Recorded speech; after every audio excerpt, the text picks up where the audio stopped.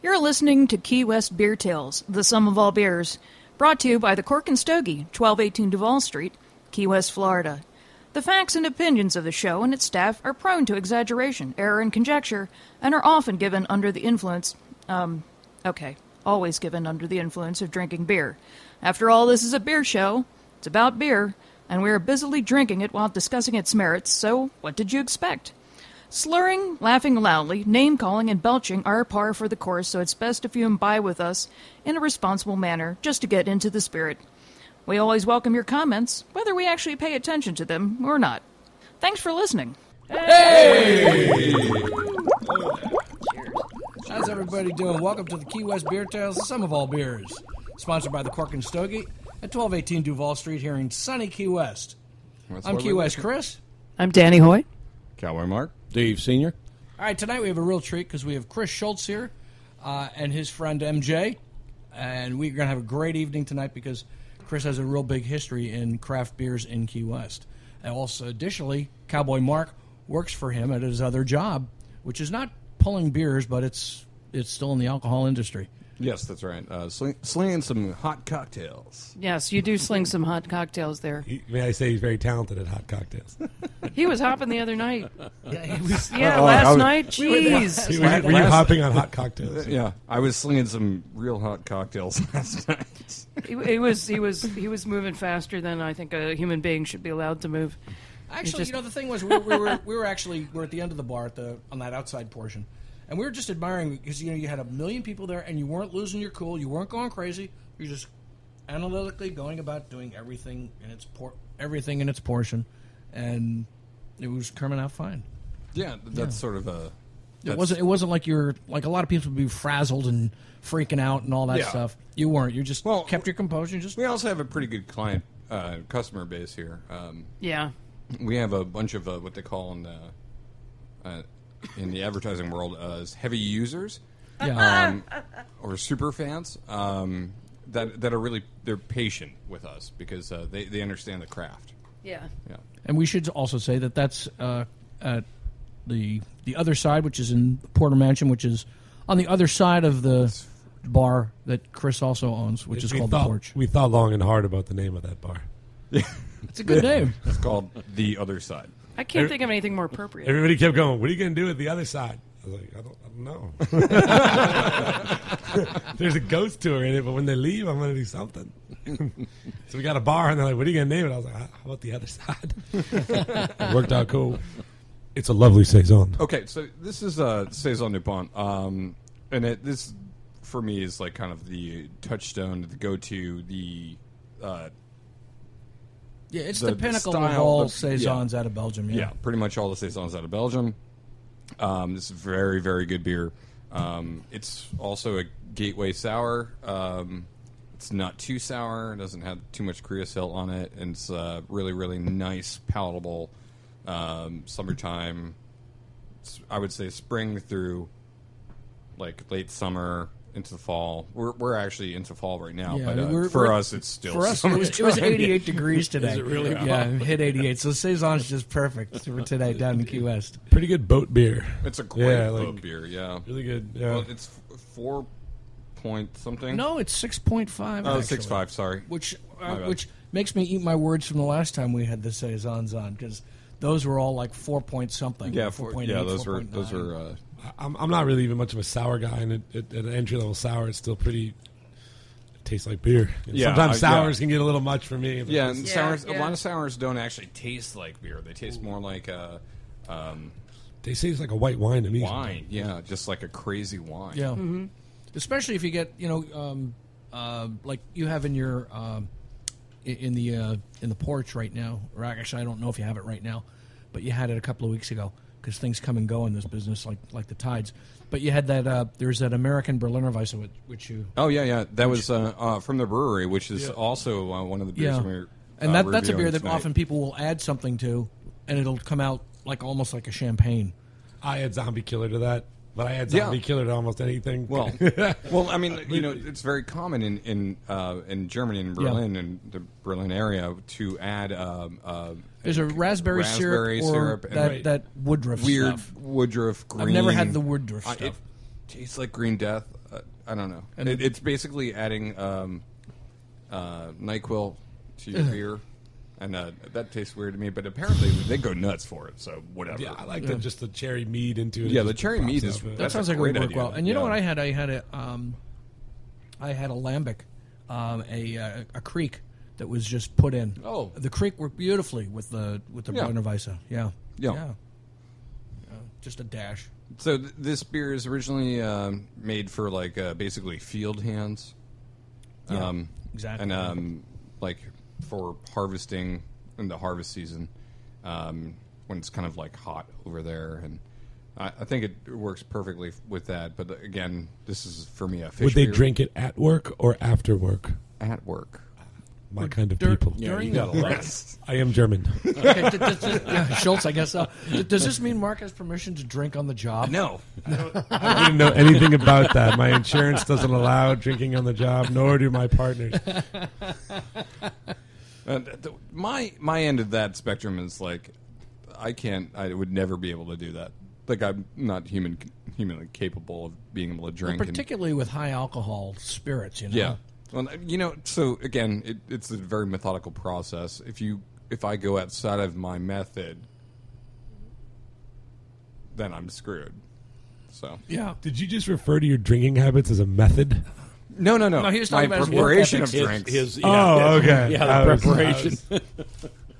I was No, I'm not method imagining you man. doing- I'm not method man of drinking. You could be like method acting. You're drinking. It'd be cool. If you're There's a method madness man, to dude. his method. Whatever, man. I'll ODB all up in here. You know what I think we should do? I think we should finish up real quick with the DuPont, because Chris is already starting to get warmed up, and it's going to be a real fun evening, and I don't want to keep interrupting it with this. Let's get this out of the way, and then we'll continue. I think this has a certain degree of wheat in it. I'm not sure how much, but I'm sensing a definite wheat characteristic to it. And there's definitely a wild yeast aspect of this, which is really predominant in like beer manufacturing in Belgium. And to me, again, this tastes more like, I've said this before. So this beer specifically tastes more like a Basque or Norman cider. Do you get like a coriander out of that at all? Yeah, of course. Okay. Yeah, definitely a coriander. Yeah. And not cilantro, but coriander seed. Yeah, coriander. Yeah, that's a good analogy. Again, there's a little bit of that telephone pole creosote on there. Here we go. Here he's coming back. He's coming back to the telephone pole. The telephone pole is going to. I'm hoping one of these other beers I can bring back the tar analogy, the fresh tar. The fresh tar. There's going to be some fresh tar. Fresh coming tar up. in the tongue. Yeah. Dave, how about you? There's actually a fruit stripe gum, but after you've chewed it for more than 3 minutes, and it totally sucks. Oh yeah. I totally know what you're saying. Yeah, I hate But that, you but I can't like stop the beer. chewing but I it can see what anyway. you're Yeah, saying. the beer is going to get there. Yeah. I always try and swallow it before that point. Yeah, right. Swallow your gum. Or spit it at something. You're as weird as he is. I swallow my gum. I can't. It's a weird obsession. I just Stick it on the bedpost. I was really afraid I was going to get like a really big belly because it stuck with you for 7 years, and then I was like, well, it could be kind of cool because I have a rubber belly. And if anybody went and punched me, they'd just be like stuck in my gum belly. I thought about this for a while. It didn't happen. Well, it would take on the shape of several fists. Yeah, it'd be like kind of like silly putty. Stretch Armstrong. Yeah. Stretch Armstrong. I've There you swallowed go. a lot of gum. Dave Senior, what about cigar pairings for this? Any suggestions there? Well, the Toro Fuente, very light cigar. What is it called? Yeah, you come up with a name each time, and for some reason I forget it. Yeah. But it's the lighter Toro Fuente that we have. Yeah. So, with the green wrapper. Yeah, the green one. The green wrapper. Yeah, we Vita, keep forgetting the name every time. We should bring our guitars and Vita- write a song Vita called Pura. Green Wrapper. I'm going to write a song called Green Wrapper. Well, it's a funny And do thing. it as a rap. Just a little brief history No, about cigars. no So rapping. up until about 1922, the green wrapper was pretty much the predominant wrapper on about 75% of cigars, and they were actually rolled a little bit thinner than they are now. So when you see these old movies with these guys chomping on these cigars that are like, they look, because they're black and white Black and white, movies, yeah. that they're these heavy looking cigars, but they weren't. They were actually these more mild cigars. But I got to tell you though, this beer, as far as I'm concerned, is no food, no cigar, Just a beer. just a really nice. This is Amen. like a chicken taco or a fish taco beer for me. Yeah, I'd see something this really more like light. I myself. I'd see more of a meat, like a red meat with this. Okay. I'd sit on a dock and watch the water and have nothing else. Yeah. That works Drink, too. drink the heck out of it. Yeah. I can't curse. It's a No, great, you can great beer. That's where Okay, cool. I'll drink the out of that just sitting on the... I have sound effects and things I can put in. Yeah, It's like burp sounds when. So, Fly. Danny, you got any flavor profiles, pairings? With a lot of what I've already heard with the sourness and everything, it also has kind of like a champagne feel to me Yeah, because of the yeast. And Well, it's also bottle conditioned like champagne. Oh, so. okay. Yeah, I mean, it's just, I was sitting here trying to think of something to eat with it. I'm just like, it would have to be something kind of really light or, maybe some pork or lamb or something like that. But then...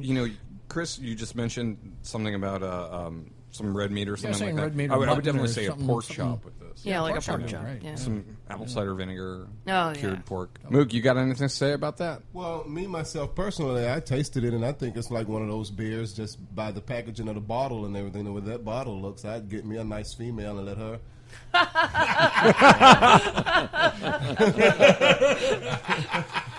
Something tells me he says that about every beer he opens. But this was perfect. Skip dinner, get on this, and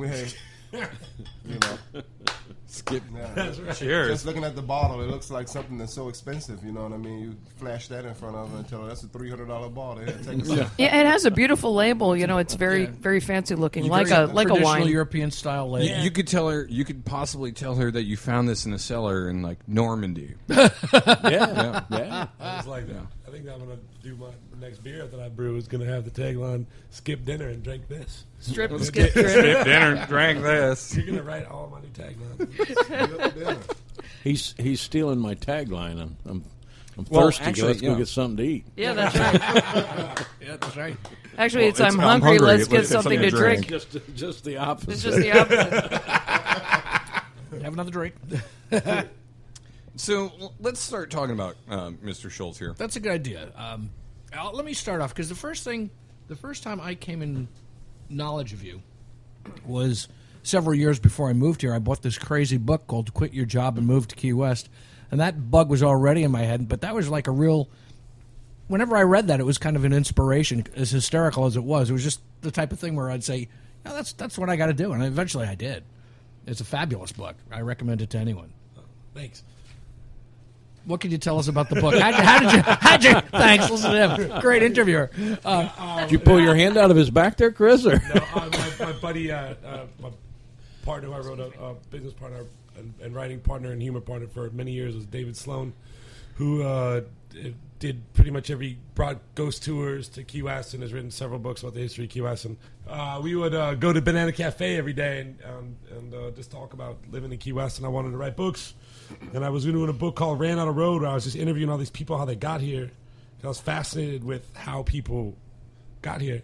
And Dave was doing something similar, and we were talking about guidebooks, and like no one's ever taught anybody how to just leave. Everyone goes, "How the hell did you get here?" And I'm like, same old stupid story that nobody wants to hear.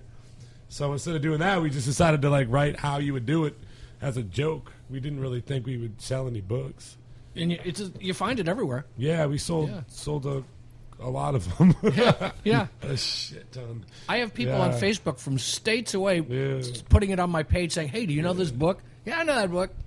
Yeah, Great book. we did a pilot with the Travel Channel, and they did it was a quit your job and move to, and there was a contest they did with a family. And they moved to Hawaii, and then they were going to do the series, and then they at the end of it they're like, "Nah, I'm not going to do it."